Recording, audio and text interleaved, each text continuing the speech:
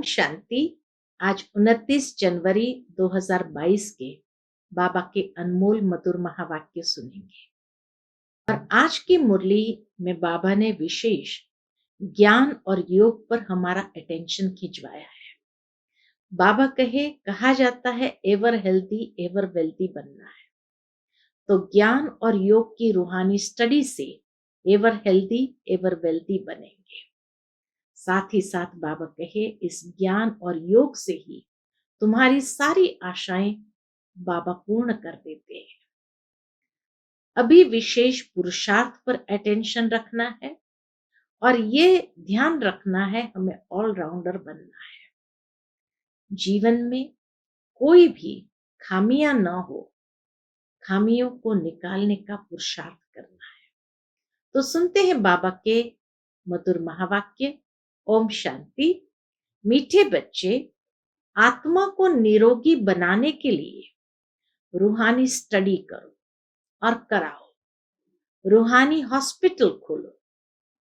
प्रश्न है आज की मुरली से, कौन सी एक आश रखने से बाकी सब आशाएं स्वतः पूर्ण हो जाती है? उत्तर है, सिर्फ बाप को याद कर एवर हेल्दी बनने की आश रखो।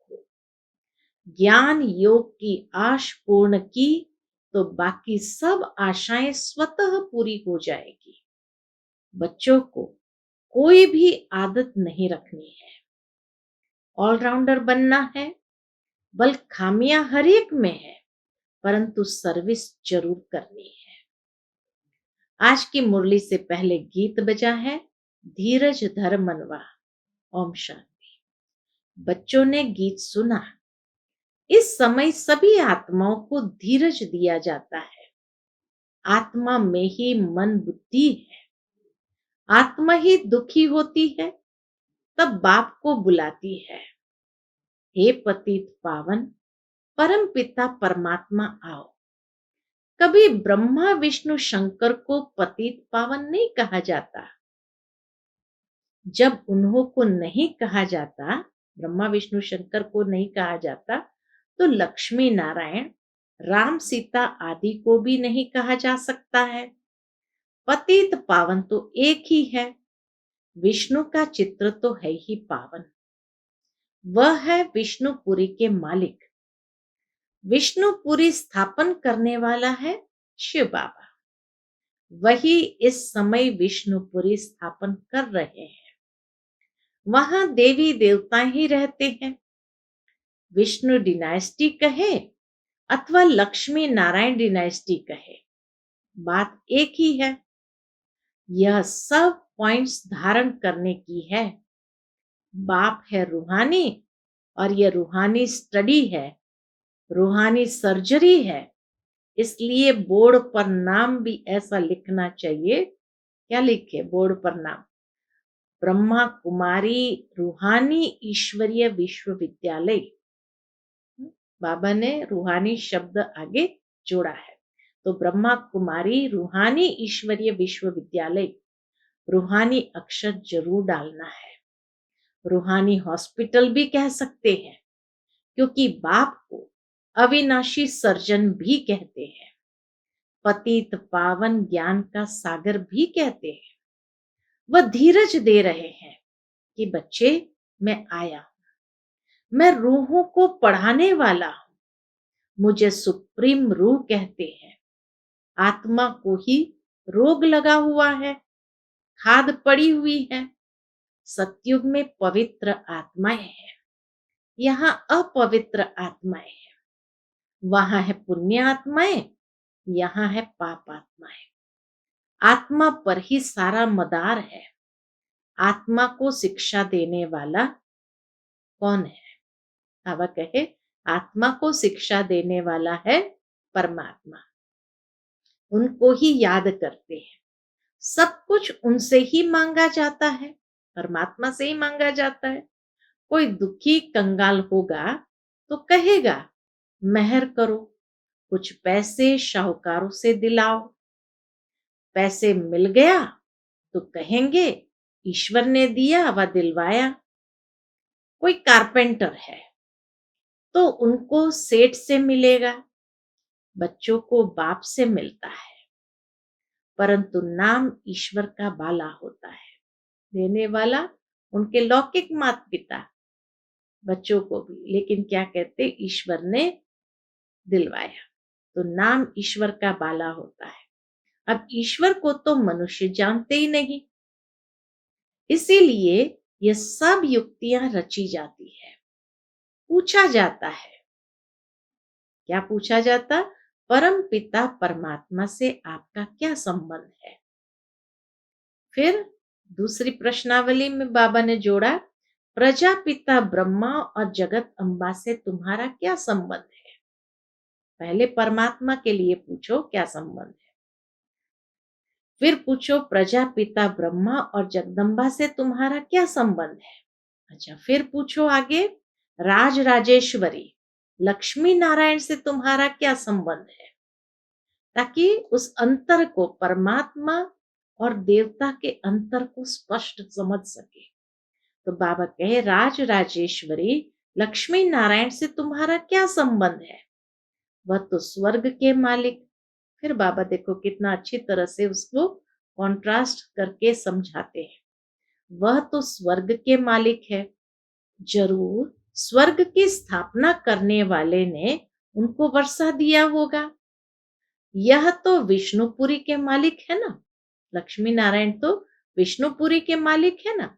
मुख्य चित्र है शिव बाबा, फिर ब्रह्मा विष्णु शंकर का। विष्णु का भी सजा सजाया रूप दिखाते हैं। विष्णु द्वारा पालना करते हैं, शंकर द्वारा विनाश। उनका इतना कर्तव्य नहीं है। किसका? शंकर का। बाबा कहे इतना कर्तव्य नहीं है। स्तुति लायक शिव बाबा है और विष्णु भी बनते हैं। शंकर का पाठ अलग है। नाम रख दिया है त्रिमूर्ति, राम सीता लक्ष्मी नारायण, यही मुख्य चित्र है। उसके बाद फिर चित्र है रावण का।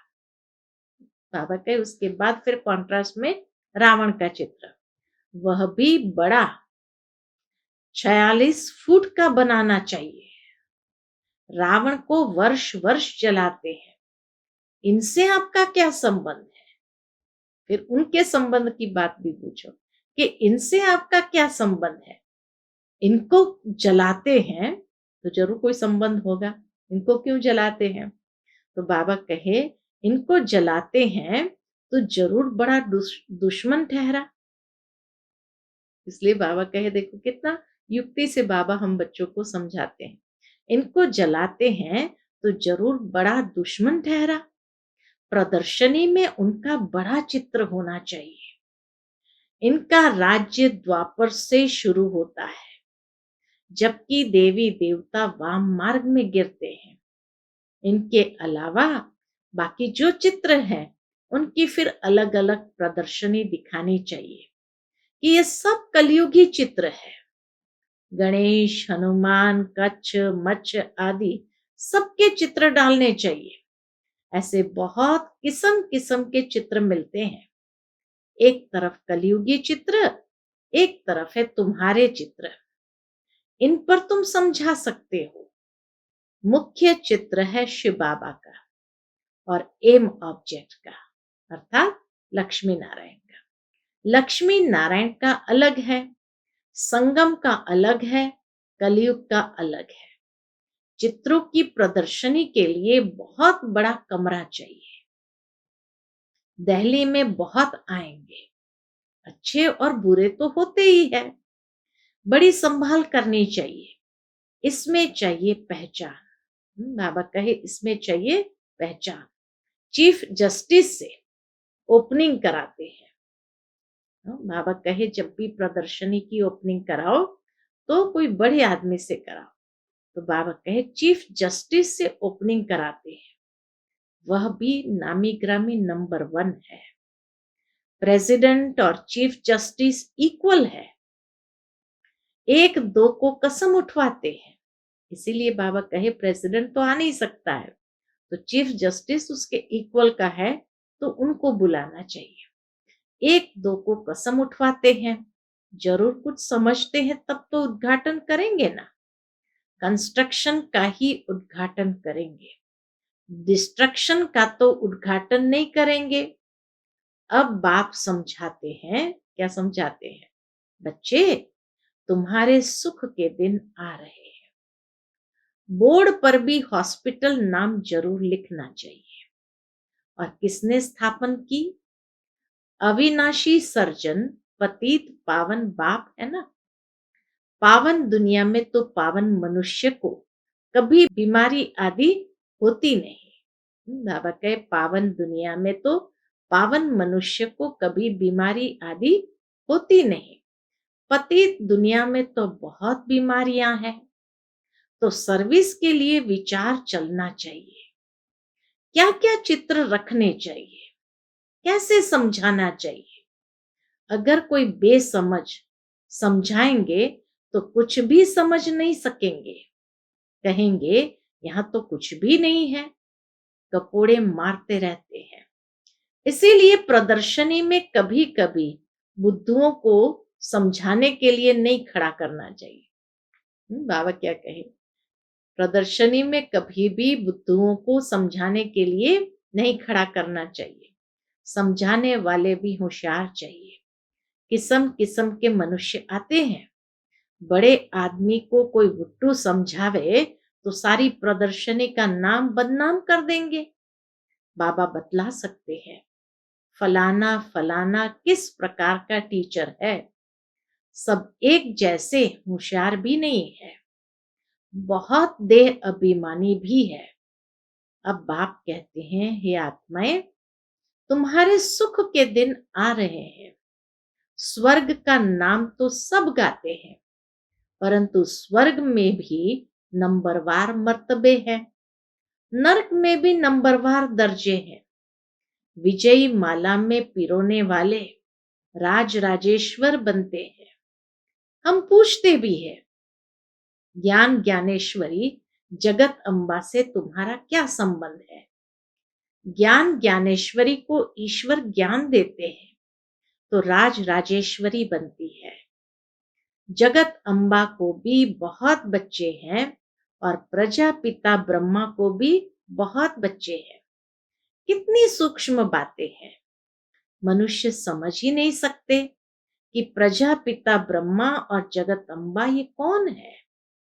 प्रजापिता ब्रह्मा के मुख वंशावली होंगे ना, सेंसिबल जो होंगे वह जट पूछेंगे, हमको यह बात समझ में नहीं आती है कि प्रजापिता ब्रह्मा और जगत अम्बा का आपस में क्या कनेक्शन है। क्योंकि जगत अम्बा को तो जैसे देवियों के रूप में दिखाया, सभी शिव शक्ति के रूप में दिखाया। फिर प्रजापिता ब्रह्मा, तो बाबा कहे उनसे कई सेंसिबल जो होगा वो पूछेगा कि हमको ये समझ में नहीं आता कि प्रजापिता ब्रह्मा और जगत अम्बा का आपस में क्या कनेक्शन है, जो इतने बच्चे मुख से हुए हैं। ऐसे ऐसे प्रश्न पूछने से आने वालों की बुद्धि का भी पता लग जाएगा। बाप सब राज समझाते हैं। त्रिमूर्ति, झाड़, गोला, लक्ष्मी नारायण का चित्र, इनमें एम ऑब्जेक्ट भी है। वर्षा देने वाला भी ऊपर में खड़ा है। तो समझाने वाला बहुत होशियार चाहिए। प्रश्नावली भी बहुत अच्छी है। रावण से तुम्हारा क्या संबंध है? ये भी प्रश्नावली में बाबा ने डलवाया था।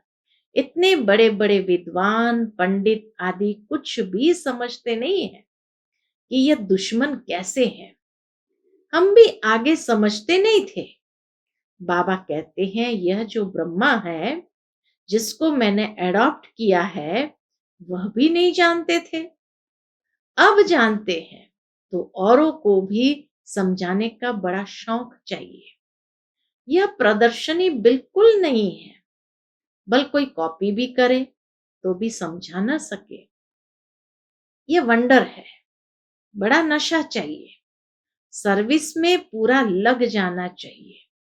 चित्र तुम्हारे बहुत मांगेंगे तो बहुत होने चाहिए। हाँ, बाबा कहे बहुत बच्चे आएंगे, चित्र लेके जाएंगे तो बहुत छपवाने चाहिए। चित्र तुम्हारे बहुत मांगेंगे तो बहुत होने चाहिए। सर्विस के लिए विशाल बुद्धि चाहिए। खर्चा तो होगा ही, पैसे तो खर्च करने के लिए ही है। खर्च करते जाएंगे तो आते जाएंगे। बाबा के खर्च करते जाओ तो आते जाएंगे। धन दिए धन ना खूटे। बच्चे तो बहुत बनते जाएंगे। पैसे तो सर्विस में ही लगाने हैं। राजधानी तो सतयुग में होनी है। यहाँ तो महल आदि नहीं बनाने हैं। उसमें गवर्नमेंट का कितना खर्चा होता है। यहाँ है चित्र बनाने का खर्चा। दिन प्रतिदिन पॉइंट्स बहुत अच्छी निकलती जाती है। बड़ी युक्ति से समझाया जाता है कि रावण राज्य कब से शुरू हुआ है।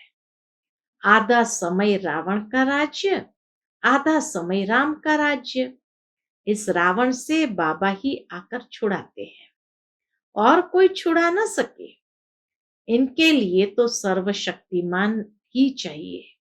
बाबा कहे रावण से छुड़ाने के लिए तो सर्वशक्तिमान ही चाहिए। वही माया पर जीत पहना सकते हैं। फिर सतयुग में यह रावण दुश्मन होता ही नहीं। धीरे धीरे तुम्हारा प्रभाव बहुत निकलेगा। फिर बांधेली माताएं, कन्याएं सब छूट जाएंगी। समझेंगे यह तो अच्छी बात है। कलंक लगने ही है। शुरू में तो बहुत कलंक लगे। कृष्ण पर भी कलंक लगे हैं ना। स्थापना के समय भी भगाने आदि के कलंक लगाए। गालियां देते थे। फिर स्वर्ग में भी कलंक लगाए। क्या लगाए? सर्प ने डसा, यह किया। कितनी फालतू बातें हैं। प्रदर्शनी में बहुत आते हैं। फिर उन्हों को कहा जाता है सेंटर पर आकर समझो, आकर अपनी जीवन बनाओ। काल पर जीत पहनो, वहां काल खाता नहीं। एक कहानी है, बाबा और एक कहानी सुनाते हैं। यमदूत लेने गया तो उनको कहा तुम अंदर घुस नहीं सकते। ये बड़ी समझने की बातें हैं।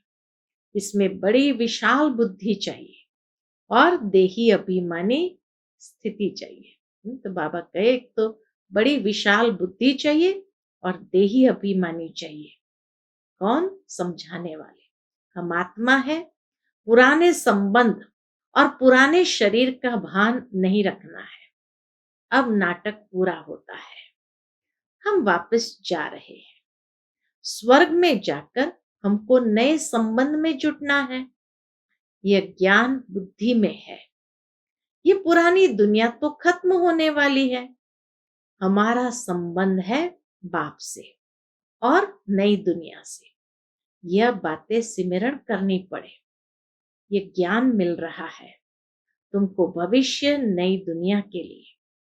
ये पुरानी दुनिया तो कब्रिस्तान होनी है।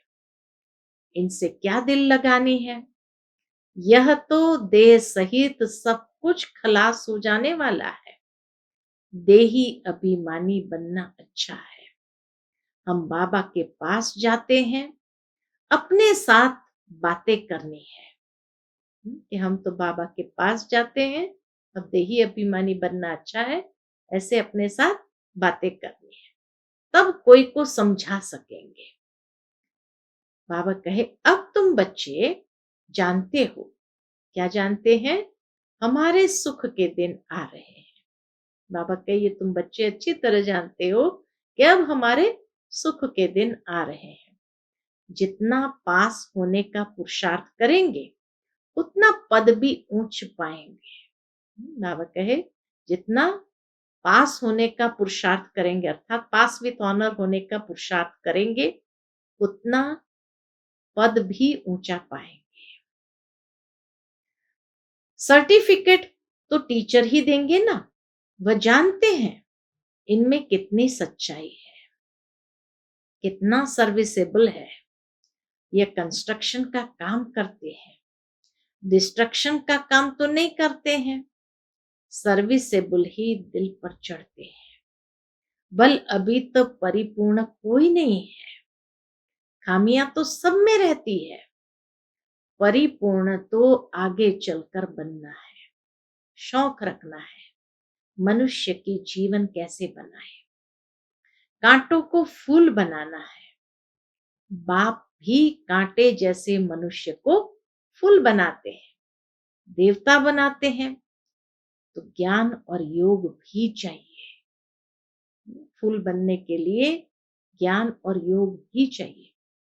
बच्चे वृद्धि को पाते रहेंगे, फिर कोई विरोध नहीं करेंगे। जब ज्यादा आने लगेंगे तो समझेंगे जरूर कोई बात है, तो फिर कोई विरोध नहीं करेंगे, सीधे हो जाएंगे।